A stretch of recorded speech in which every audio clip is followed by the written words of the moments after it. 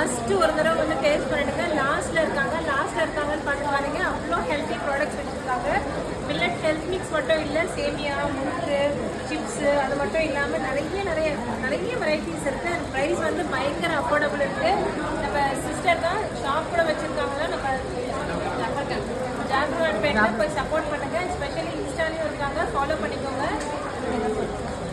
கண்டிப்பாக millet products எல்லாமே வந்து ரொம்ப அஃபோர்டபுள் ப்ரைஸில் எல்லாருக்கும் ரீச் ஆகணும், எல்லாருமே ஹெல்த்தியாக சாப்பிடணும் அப்படிங்கிற ஒரு இதில் தான் மில்லட் கார்ட் ஸ்டார்ட் பண்ணது. கண்டிப்பாக சப்போர்ட் பண்ணுங்கள்.